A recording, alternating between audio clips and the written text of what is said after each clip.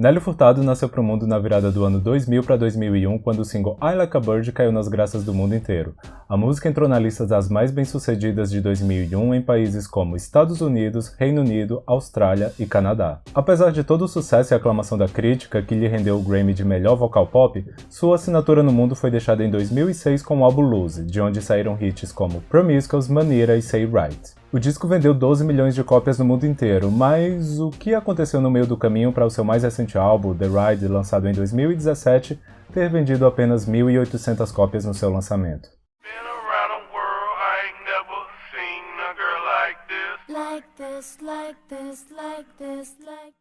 Olá pessoal, meu nome é Anderson Vieira, esse é mais um vídeo aqui do canal e hoje a gente vai tentar entender o que aconteceu com a Nelly Furtado. Pedido feito, pedido atendido. Numa época onde a internet não era assim exatamente um problema para a indústria, o álbum e o single de estreia da canadense de ascendência portuguesa foram ambos lançados no dia 24 de outubro do ano 2000. O disco traz aí influências de pop, R&B, folk, música latina, além de ser um retrato momentâneo de uma jovem de 20 anos que cresceu em um país que tem duas línguas oficiais e que os pais vieram do único país que oficialmente fala português na Europa. Como alguns aí devem lembrar, naquela época o pop estava em um dos seus vários auges. Britney Spears, Christina Aguilera, Jessica Simpson, Pink, Jennifer Lopez, esse pessoal todo.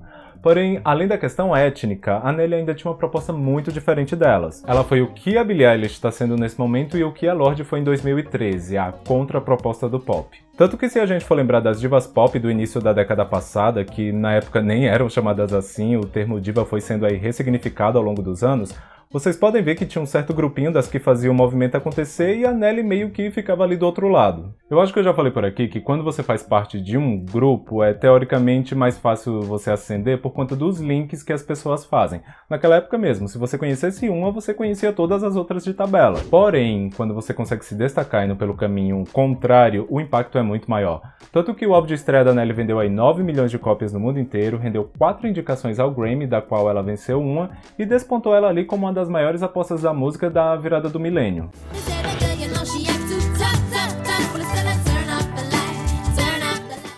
Em 2003, a Nelly retornou com o álbum Folklore, que trouxe ainda mais essa vibe multicultural, explorou instrumentos mais tradicionais, e pelo pop folk que ela ficou conhecida no primeiro álbum, dessa vez ela foi mais pro lado do folk do que do pop. O disco vendeu aí mais ou menos 1 milhão de cópias, o que era considerado bem pouco na época, mas além do conceito dele em si não ser assim tão fácil, tão comercial, tiveram tantos problemas com a gravadora e o disco quase que não teve divulgação nenhuma. A gravadora da Nelly, a DreamWorks, foi comprada pela Universal bem na época do lançamento do disco, daí foi uma coisa parecida com o que tá acontecendo com o Little Mix agora. Toda uma equipe nova tentando lidar com um trabalho que eles nem viram como foi feito e meio que sem saber o que fazer com ele. No entanto, fora ali do eixo Estados Unidos, tiveram dois singles que marcaram muito bem essa era no resto do mundo.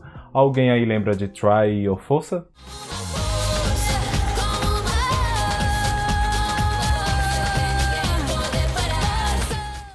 E agora sim a gente chega nos dias de glória. Apesar do Folklore não ter sido assim o follow-up que o mundo e que a gente estava esperando dela, pra Nelly isso nunca foi uma questão. Tanto que hoje a gente sabe que o Lose foi um álbum aí que causou um impacto no mundo todo, mas a história por trás dele mostra que ela não tinha noção do monstro que ela estava criando. E só pra vocês verem como ela não chegou nesse som de graça, ela conheceu o Timbaland lá no início da carreira dela, na época de I Like a Bird, quando ele produziu um remix de Turn Off the Light e depois colocou ela no remix oficial de Get Your Freak On, da Missy Elliott, que depois a faixa acabou entrando na trilha sonora do filme Tomb Raider. Quando a gravadora da Nelly foi comprada pela Universal, o selo que encaixaram ela foi a Interscope. E depois, quando ela foi lá conversar com o diretor para falar das ideias que ela tinha pro terceiro disco, ele sugeriu para que ela e o Timbaland trabalhassem juntos de novo. O Jimmy Iovine, que alguns aí devem lembrar da época em que ele era conselheiro no American Idol, sugeriu que dessa vez eles trabalhassem em algo inédito, que não fossem remixes, e daí as coisas foram andando. Uma curiosidade que a Nelly contou em entrevista depois é que antes mesmo dela entrar em estúdio para gravar a primeira música, ela já tinha o título em mente, e que a maior inspiração que ela tinha antes de começar todo o rolê ali era o álbum Ray of Light da Madonna, que ela descreveu como icônico, universal, sexy e épico.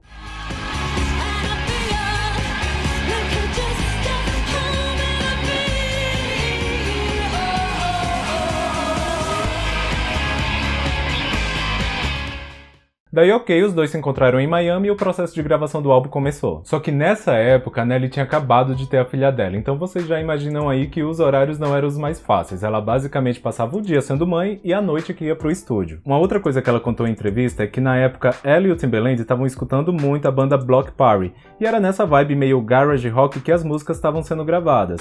Conversa aqui, conversa ali, toma um vinho, escreve, grava um pouco, era isso o processo. Mas aí você pode se perguntar, ter aquela dúvida, como foi que o álbum acabou tomando a forma que a gente conhece? A Nelly contou que ela geralmente ficava no estúdio das 7 da noite até a 1 da madrugada, depois ela ia dormir e o Timbaland ia para as boates de Miami para ver o que o pessoal estava escutando, qual era o som do momento, pegar inspiração e tal, e durante o dia ele passava fazendo a mixagem das músicas, até a hora dela voltar de novo. Foi tudo algo bem fora do padrão de como um álbum geralmente é feito, ou pelo menos desses artistas muito grandes. Eles basicamente gravaram um monte de demo e depois foram poluindo e distorcendo tudo. A ideia nunca foi fazer um álbum pop, bonitinho e linear, até porque se fosse assim de urba ele não ia ter nada, foi algo muito orgânico e calculadamente fora do lugar.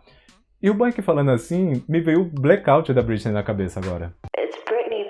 Mas enfim, em 6 semanas o disco estava pronto, só para vocês terem uma comparação, o disco de estreia da Nelly levou 1 ano e meio para ficar pronto, e quando eles terminaram, o Timbaland ficou tão chocado que ele já iniciou direto a produção do Future Sex Love Sounds do Justin Timberlake. Acho que agora deu até pra entender porque algumas épocas são tão marcadas por um certo tipo de som específico, né? O que aconteceu depois eu acho que vocês já sabem, né? O Lose explodiu aí no mundo todo e a Nelly se tornou o rosto do pop em 2006. Tava estourada em todo lugar, Promiscuous número 1 nos Estados Unidos, Manira número 1 na Europa, outras faixas fazendo sucesso em países específicos, e eu lembro que All Good Things até ganhou uma versão com Di Ferraro aqui no Brasil.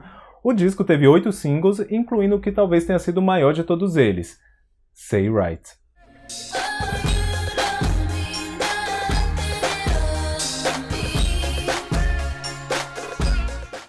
Agora, uma coisa que eu acho que a gente já aprendeu por aqui é que não tem como você chegar ao topo sem dividir opiniões e uma boa controvérsia ali do lado. Muito se falou sobre ela ter se sexualizado demais, sobre ter se vendido, ter ficado igual às outras, até uma rixa com a Fergie rolou na época, enfim, tudo pelo qual uma diva pop é conhecida. Aliás, se vocês quiserem vídeos sobre tretas do pop, falem aí, que quem sabe não rola um Hillary Lindsey, Justin Bieber e Drake Bell, Nelly Fergie, One Direction e The Wanted.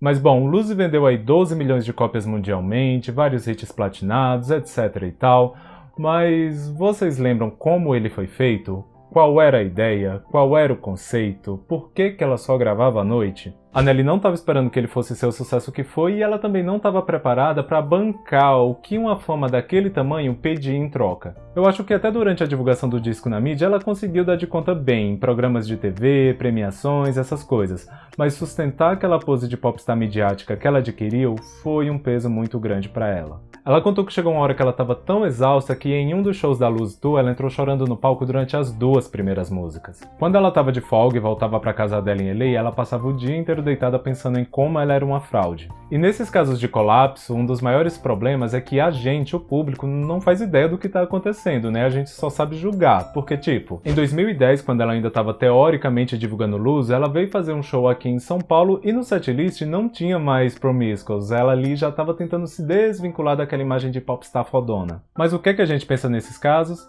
Menina chata, já tá se achando tanto assim que não quer mais nem cantar os hits, esses tipos de coisa.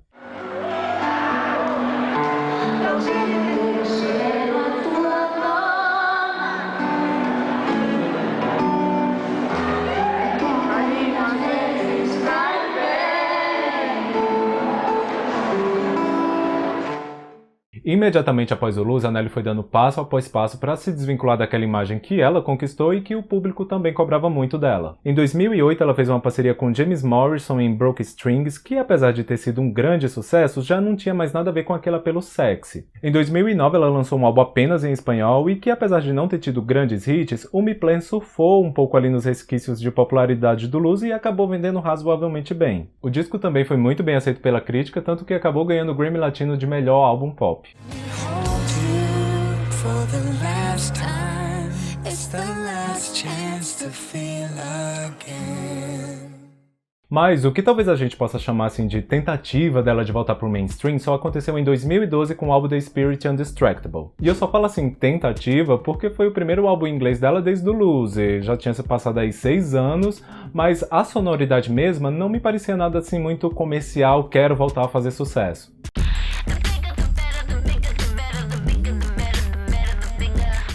Mas um problema específico que eu acho que rolou nesse caso do Spirit é que eu acho ele um álbum muito bom. Parking Lot pra mim é pop perfection, mas isso porque eu conheço a Nelly. Se a gente olhar pra trás, todos os álbuns dela foram feitos de forma orgânica e cada um muito diferente um do outro. Eu já esperava algo diferente nesse também. O lance é que o Lose ajudou a definir o que era o padrão no pop no momento em que ele foi lançado. Muita gente passou a enxergar a Nelly ali, achou que a partir de agora ela ia ser uma cantora de hits contemporâneos, e quando ali em 2012 ela não entregou uma farofinha Yoki, o flop veio. Quando a gente para e olha assim só os cortes, I'm Like a Bird, Promiscuous, Manira, Say Right, tudo que veio depois, pode assim parecer que ela meio que perdeu a mão, mas foi tudo escolha consciente dela. Agora olha só que engraçado, o único álbum que ela fez com a sonoridade definida como pop foi justamente o que o pessoal menos deu atenção. Porque, novamente, se a gente olhar pra trás, o Boa Nelly, ele não foi entregue pra gravadora com uma sonoridade pop do que estava fazendo sucesso no momento. O Folklore, menos ainda. O Lose, a gente já falou bastante por aqui. O sucesso deles foi o que ajudou a ditar o que seria o pop a partir dali.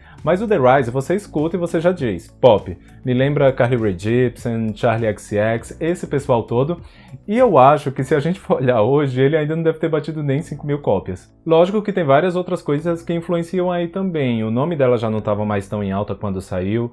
No pop, a imagem conta muito e hoje, ela aos 40 anos, ela não tá mais preocupada em aparecer esquelética ou aparentar ser mais jovem do que ela realmente é.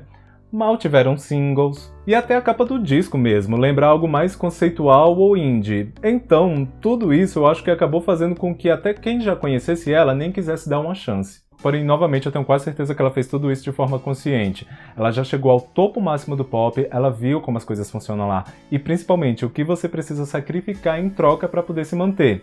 E esse realmente não me parece ser um lugar para onde ela quer voltar. Bom, pessoal, espero que vocês tenham gostado desse vídeo. Eu espero que tenha ajudado algumas pessoas aí a conhecer melhor a Nelly Furtado. Ela tá aí até hoje e eu acho que ela não vai parar tão cedo.